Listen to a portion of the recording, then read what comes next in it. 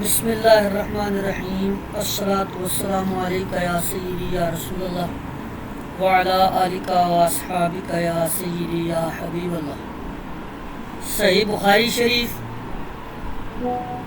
کتاب المناقب، اس میں مناقب ابو بکر الصدیق رضی اللہ تعالی عنہ یہ کہتے ہیں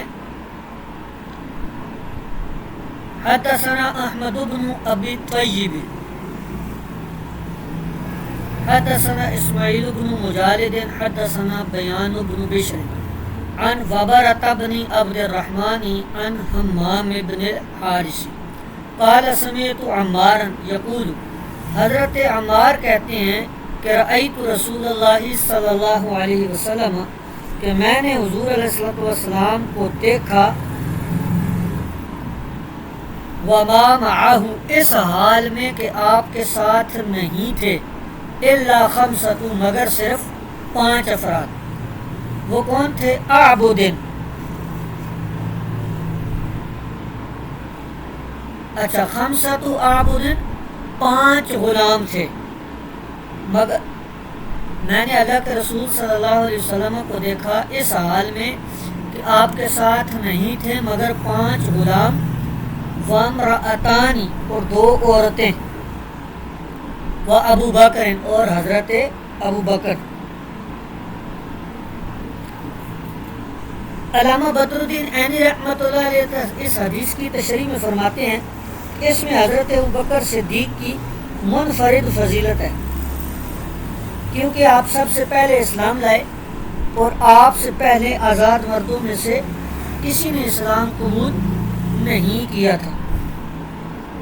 اس حدیث میں 5 غلاموں کا ذکر ہے کہ 5 غلام تھے۔ وہ 5 مسلمان غلام کون تھے؟ حضرت بلال، حضرت زید بن حارثہ اور حضرت عامر بن فہیرہ، یہ 3 حضرت ابو بکر صدیق کے غلام تھے، اور حضرت ابو بکر صدیق کے ساتھ بہت پہلے اسلام لائے تھے۔ اور چوتھے نمبر پر حضرت فقیہہ، یہ صفوان بن امیہ بن خلف کے غلام تھے۔ امام ابن اسحاق نے ذکر کیا ہے کہ یہ جو حضرت فقیہہ تھے یہ حضرت بلال کے ساتھ اسلام لائے تھے، ان کو بھی امیہ نے تکالیف دی تھی، تو حضرت ابوبکر صدیق نے ان کو خرید کر آزاد کر دیا۔ اور 5ویں حضرت عبید بن زید الحبشی، یہ تھے۔ اور 2 عورتیں حضرت ختیجہ اور حضرت ام الفضل، حضرت عباس کی زوجہ تھی۔ اور دوسرا قول یہ ہے کہ وہ 2 عورتیں حضرت ختیجہ اور حضرت ام ایمن یا حضرت سمیہ ہیں، یعنی دونوں اقوال میں حضرت ختیجہ پر اتفاق ہے اور دوسری جو عورت تھی اس میں اختلاف ہے۔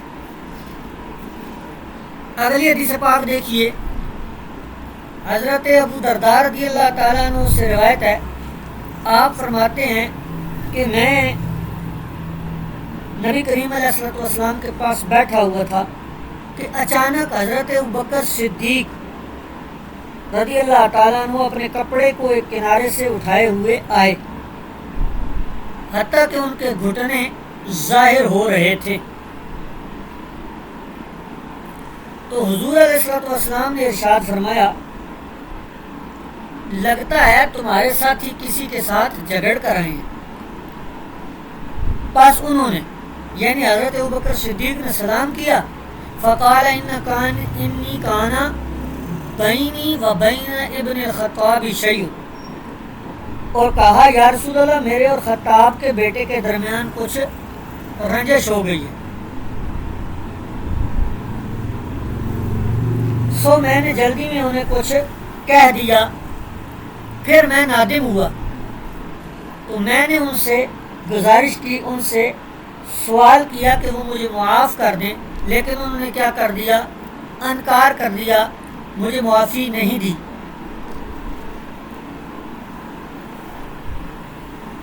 پس میں آپ کی طرف چلا آیا، فقال، تو حضور علیہ السلام نے 3 بار فرمایا اے ابو بکر تمہیں اللہ معاف کرے۔ پھر حضرت عمر بھی نادم ہوئے اور حضرت ابو بکر صدیق کے گھر کی طرف چلے تو پوچھا کہ کیا حضرت ابو بکر صدیق گھر ہیں؟ انہوں نے کہا کہ نہیں۔ پس ان کو پتہ تھا کہ حضرت ابو بکر صدیق اگر گھر میں نہ ہو تو بارگاہ رسالت میں موجود ہوں گے، تو وہ تشریف لائے حضور علیہ السلام کے پاس اور آپ کو سلام کیا۔ حضور علیہ السلام کو سلام کیا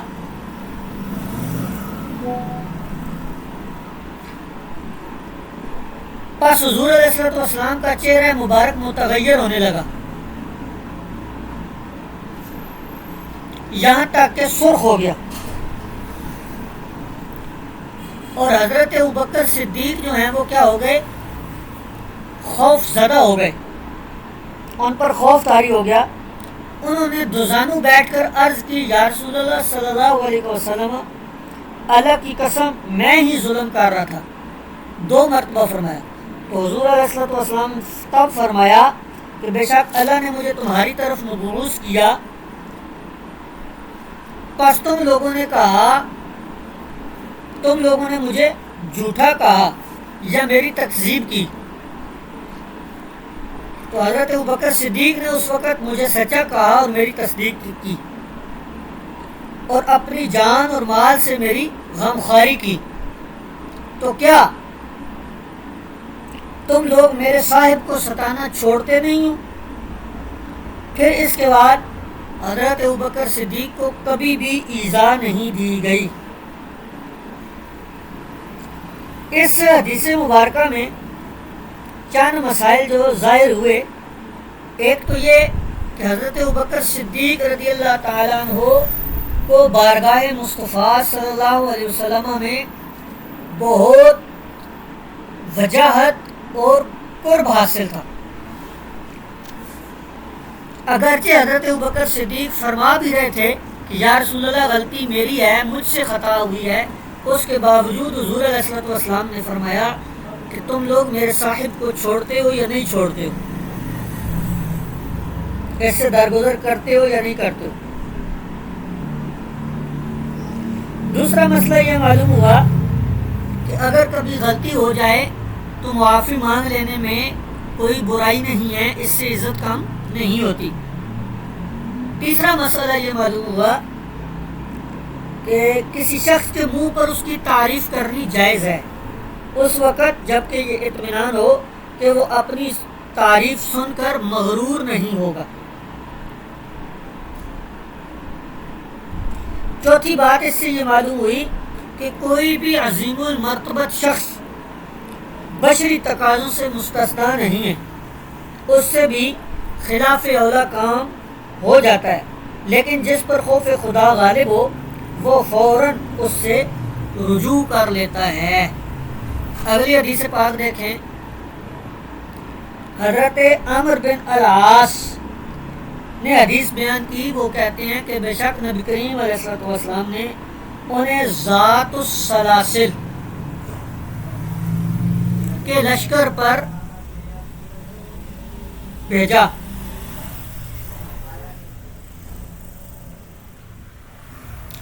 حضور علیہ السلام نے انہیں ذات السلاسل کے لشکر کا امیر بنا کر بھیجا۔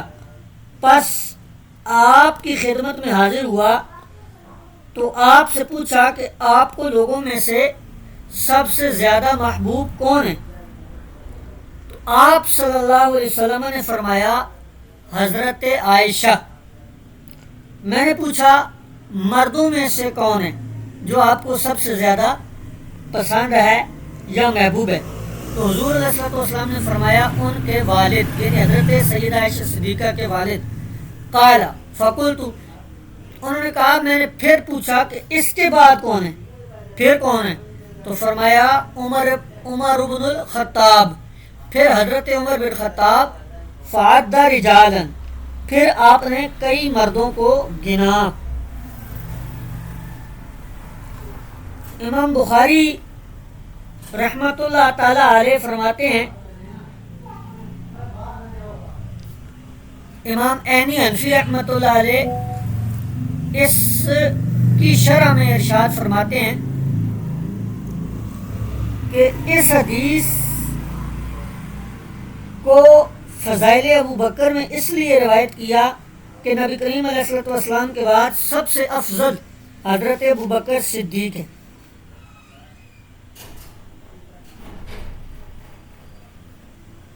حضرت عمر بن العاص نے یہ سوال اس لیے کیا کہ آپ کو لوگوں میں سب سے زیادہ محبوب کون ہے. اس سوال کی وجہ یہ تھی کہ حضور علیہ الصلوۃ والسلام نے حضرت عمر بن العاص کو اس لشکر کا امیر بنایا تھا اور اسی لشکر میں جناب ابو بکر و عمر بھی تھے. ان کے دل میں یہ خیال آیا کہ وہ حضور علیہ الصلوۃ والسلام کے نزدیک حضرت ابو بکر و عمر سے زیادہ محبوب ہیں. اس لیے انہوں نے واپس آ کر پوچھا آپ کو سب سے زیادہ محبوب کون ہے. پھر حضرت عائشہ کے بعد ابو بکر، پھر حضرت عمر، پھر پوچھا کون، تو پھر آپ نے فرمایا ابو عبیدہ بن الجراح. پھر حضرت عمر بن العاص خاموش ہو گئے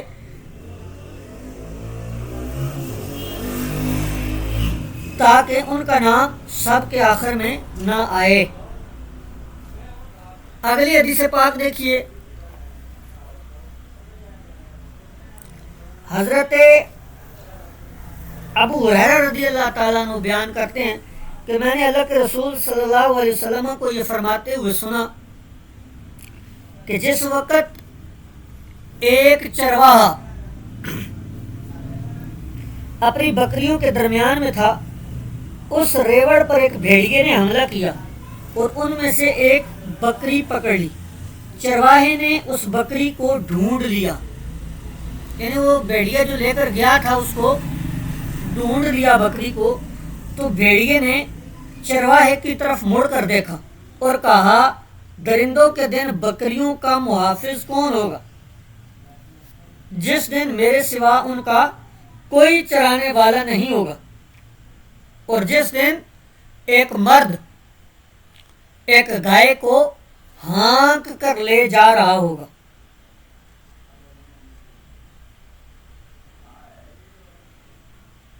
اور اس نے گائے پر سامان لاد دیا. گائے نے اس کی طرف مڑ کر دیکھا، پھر اس سے کلام کیا، کہا میں اس لیے نہیں پیدا کی گئی بلکہ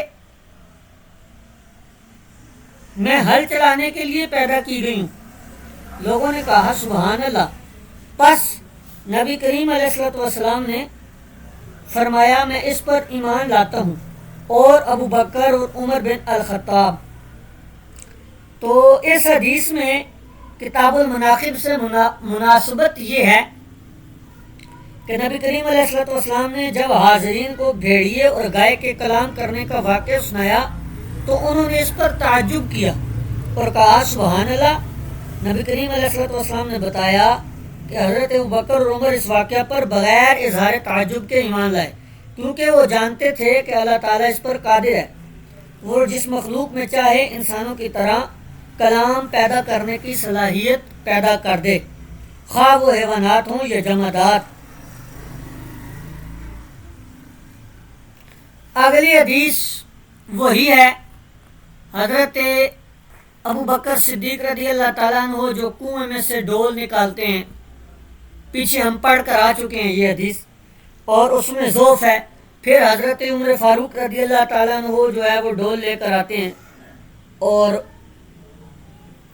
اس میں پانی نکالتے ہیں، اور ان کا جو ڈول ہے یہ بھرا ہوا اور زیادہ دیر نکلتا ہے. تو یہ وہی حدیث ہے جو ہم پیچھے پڑھ چکے ہیں، گزر چکی ہے یہ حدیث مبارکہ.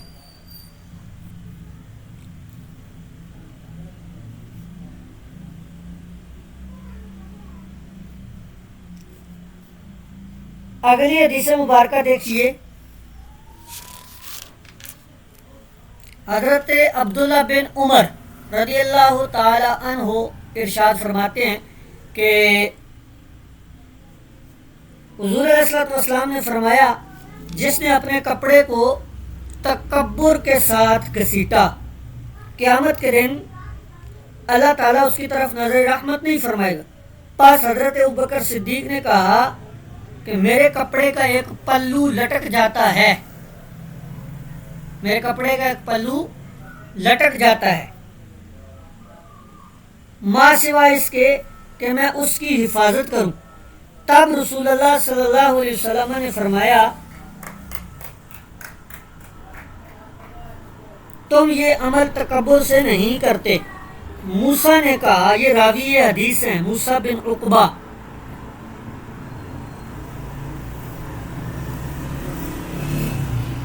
اس نے کہا موسیٰ بن عقبہ نے کہ میں نے سالم سے پوچھا، یہ موسیٰ بن عقبہ نے کہا میں نے سالم سے کہا کیا حضرت عبداللہ نے یہ ذکر کیا تھا کہ جس نے اپنے تہبند کو گھسیٹا؟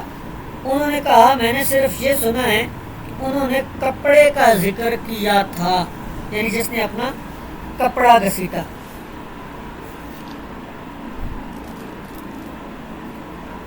اب اس کے اندر بھی حدیث کے اندر واضح ہے کہ تکبر کے ساتھ اگر کسی نے کپڑا گھسیٹا تو وہ اس کی طرف اللہ تعالیٰ نظر رحمت نہیں کرے گا۔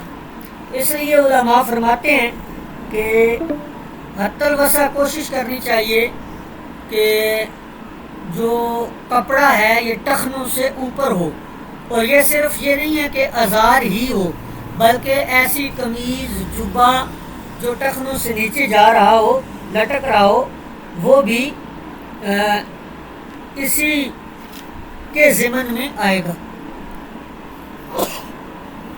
اسی کے تحت آئے گا۔ اگلی حدیث مبارکہ بھی دیکھیے، یہ بھی حضرت ابو ہریرہ رضی اللہ تعالیٰ عنہ سے ہی روایت ہے۔ آپ فرماتے ہیں کہ میں نے اللہ کے رسول صلی اللہ علیہ وسلم کو یہ فرماتے ہوئے سنا کہ جس شخص نے اللہ کی راہ میں کسی ایسی چیز کا ایک جوڑا خرچ کیا جو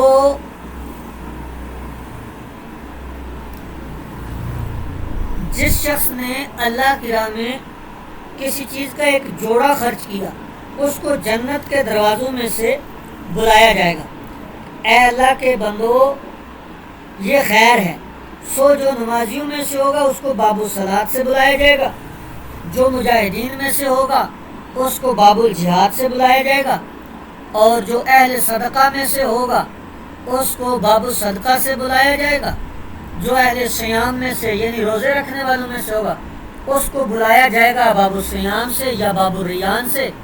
تو حضرت ابوبکر صدیق رضی اللہ تعالیٰ عنہ نے عرض کی کہ یا رسول اللہ صلی اللہ علیہ وسلم کوئی ایسا بھی ہوگا کہ جس کو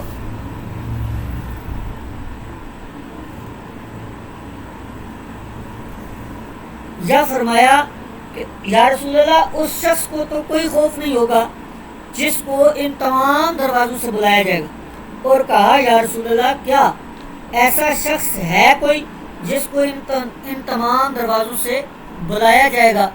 تو حضور علیہ الصلوۃ والسلام نے فرمایا ہاں، وَأَرْجُو أَن تَكُونَ مِنْهُمْ یا ابا بکر، اے ابو بکر صدیق میں امید کرتا ہوں یا مجھے یہ امید ہے کہ وہ شخص تم ہوگے۔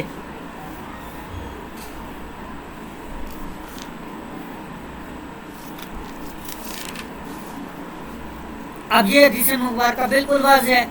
اس کے آگے حضرت ابوبکر صدیق رضی اللہ تعالیٰ عنہ کا خطبہ ہے جو انہوں نے حضور علیہ الصلوۃ والسلام کی وفات اقدس پر ارشاد فرمایا تھا۔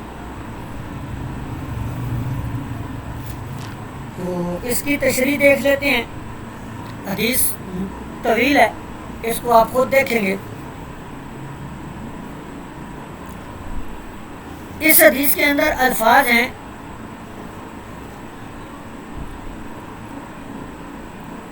کہ اے اللہ کے رسول، اللہ تعالیٰ آپ کو 2 موتیں کبھی نہیں چکھائے گا۔ اس خطبے کے اندر یہ الفاظ ہیں۔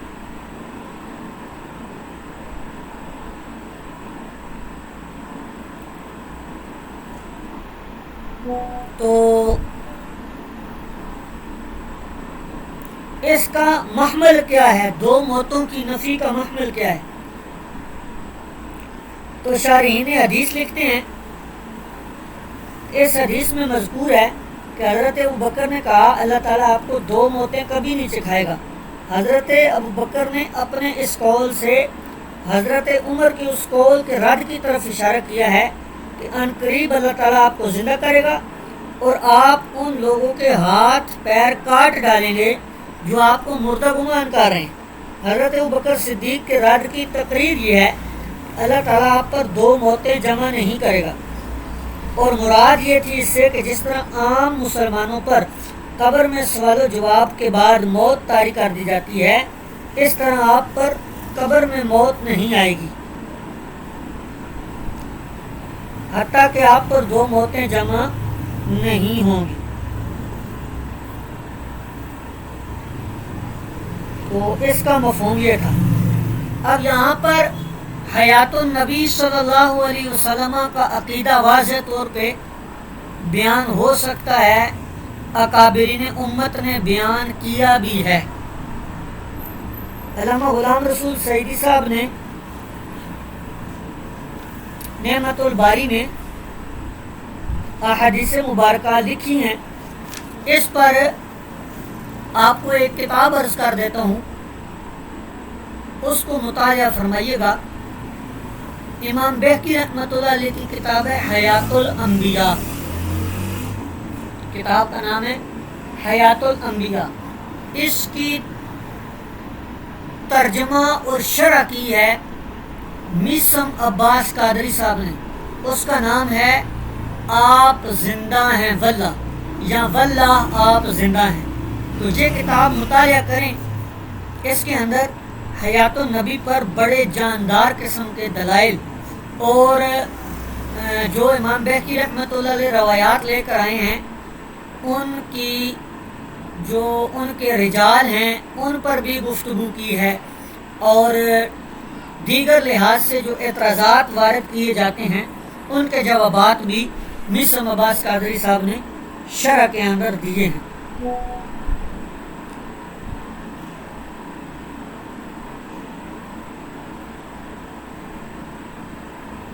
تو بہرکیف انبیاء اکرام اپنی قبور کے اندر زندہ ہیں، نماز بھی پڑھتے ہیں اور ان کو رزق بھی دیا جاتا ہے، اور وہ اپنی قبروں میں قید نہیں ہیں، جب چاہیں جہاں چاہیں اذن الہی سے جا سکتے ہیں، یہ اہل سنت کا عقیدہ ہے۔ آگے دیکھیے حدیث،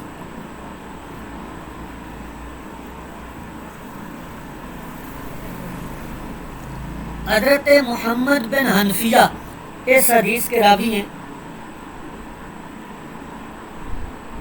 کہتے ہیں کہ میں نے اپنے والد، ان کے والد کون تھے؟ حضرت علی بن ابی طالب، کہتے ہیں میں نے اپنے والد سے پوچھا ای الناس خیر بعد النبی، حضور علیہ الصلوۃ والسلام کے بعد سب سے بہتر کون ہے یا سب سے افضل کون ہے؟ انہوں نے کہا حضرت ابوبکر۔ پھر میں نے کہا پھر کون ہے؟ فرمایا عمر۔ کہتے ہیں وخشیت ان یقول عثمان، تو مجھے یہ خوف ہوا کہ وہ اب تیسرے نمبر پہ حضرت عثمان کا نام لیں گے، تو میں نے خود ہی کہہ دیا ثم انت، پھر آپ، قال، تو فرمایا ما انا الا رجل من المسلمین، میں تو مسلمانوں میں سے ایک مرد ہوں۔ یہ حضرت علی بن ابی طالب رضی اللہ تعالیٰ عنہ کی کمال عاجزی۔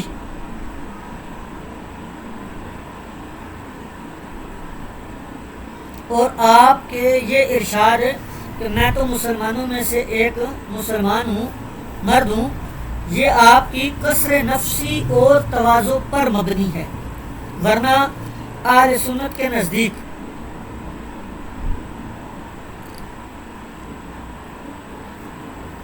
افضل الانبیاء، افضل البشر بعد الانبیاء، حضرت ابوبکر صدیق، پھر عمر فاروق، پھر عثمان غنی، اور پھر حضرت علی المرتضیٰ شیر خدا رضی اللہ تعالی عنہ۔ اب اس پر بھی بڑی مفصل کتب لکھی گئی ہیں جس میں روافض کا اور تفضیلیہ کا رد کیا گیا ہے بڑے مدلل انداز میں.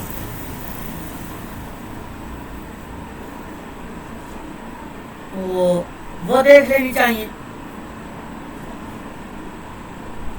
اچھا، یہ جو حضرت علی رضی اللہ تعالیٰ عنہ کے ارشادات ہیں، یہ ایسا نہیں ہے کہ صرف حضرت محمد بن حنفیہ سے ہیں، بلکہ علماء فرماتے ہیں کہ حضرت علی رضی اللہ تعالیٰ عنہ سے یہ اس طرح کی جو روایات ہیں یہ تواتر کے ساتھ منقول ہیں. ایک کتاب ہے افضلیت ابو بکر صدیق، قطعی ہے،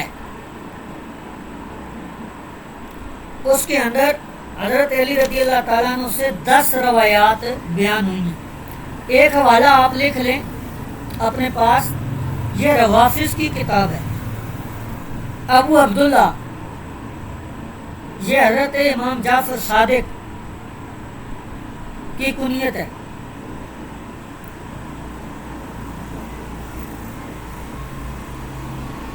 آپ فرماتے ہیں کہ ہمیں حدیث سنائی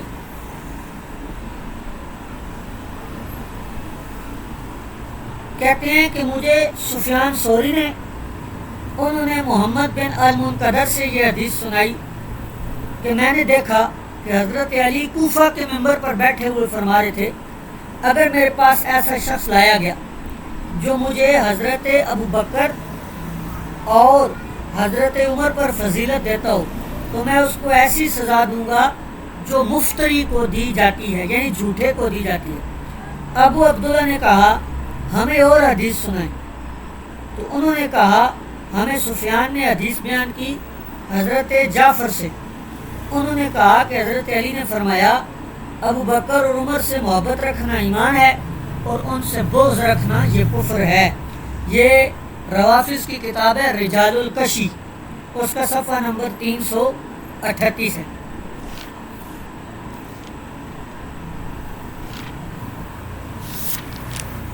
اگلی حدیث پاک دیکھیے. حضرت ابو سعید الخدری رضی اللہ تعالی عنہ سے روایت ہے، وہ فرماتے ہیں کہ حضور علیہ الصلوۃ والسلام نے فرمایا میرے اصحاب کو برا نہ کہو، بس اگر تم میں سے کوئی شخص احد پہاڑ جتنا سونا خرچ کر دے تو وہ ان کے خرچ کیے ہوئے 1 کلو گرام یا اس کے نصف کے برابر بھی نہیں ہوگا.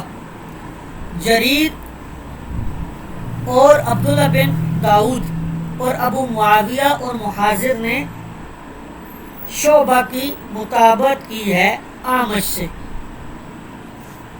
یعنی کہ اس میں شعبہ منفرد نہیں ہے اس کو لانے میں، یہ سارے راوی اعمش سے روایت لاتے ہیں. اسی طرح اب یہ ساری روایات آپ کو ملے گی کہاں پہ؟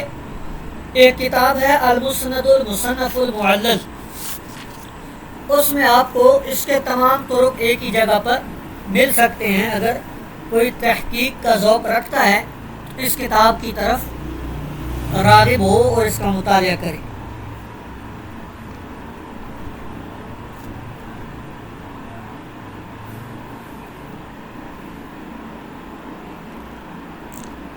اب اس حدیث میں صحابہ کرام کو برا کہنے سے منع فرمایا ہے، کیونکہ مسلمان کو گالی دینا اور اس پر لعنت کرنا گناہ کبیرہ ہے، اور جتنے بڑے مرتبے کے مسلمان کو برا بھلا کہا جائے گا، سب و ستم کیا جائے گا، اتنا ہی زیادہ بڑا گناہ ہوگا.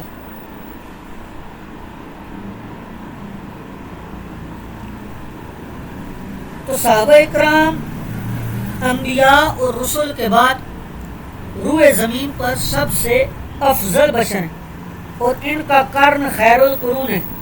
حضور علیہ الصلوۃ والسلام کو علم تھا کہ صحابہ کے درمیان جنگیں ہوں گی اور اختلافات ہوں گے، اور بعد کے لوگ ان کی جنگوں اور اختلافات کی وجہ سے ان میں سے کسی ایک فریق پر طعن کریں گے اور اس کی مذمت کریں گے اور اس گروہ پر لعنت کریں گے.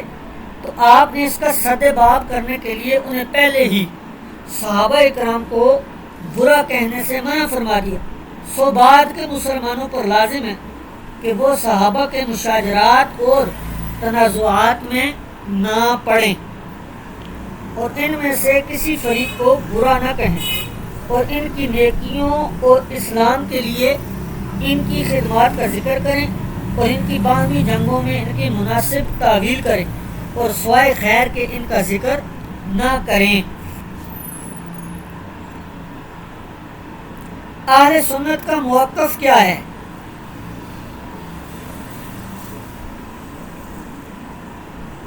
صحابہ اکرام کے درمیان دو مشہور جنگیں ہوئیں، جنگ جمل اور جنگ صفین۔ اس میں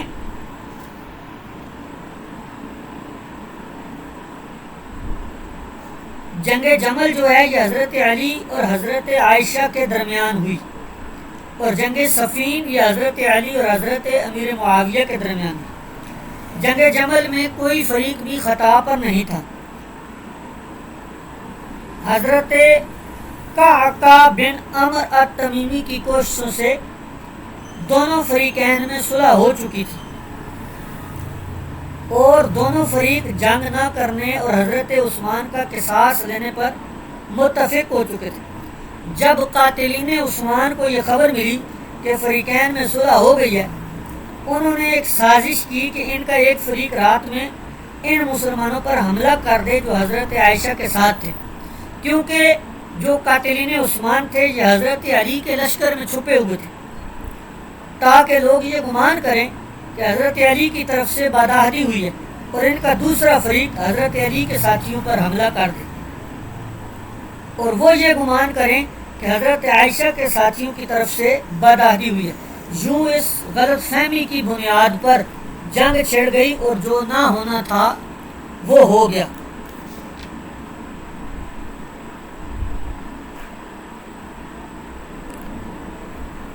دوسری جنگ جنگ صفین تھی جو حضرت علی اور حضرت امیر معاویہ کے درمیان تھی۔ تو اس میں جمہور اہل سنت کا موقف یہ ہے کہ اس جنگ میں حق بجانب حضرت علی تھا اور ان کا موقف صحیح تھا، اور حضرت امیر معاویہ رضی اللہ تعالیٰ عنہ خطا پر تھے، اور یہ خطا اجتہادی تھی۔ ہاں، اب اس وجہ سے حضرت امیر معاویہ کی تنقیص کرنا یا ان پر طعن و تشنیع کرنا یا ان کو برا بھلا کہنا یہ اہل سنت کا منہج نہیں ہے۔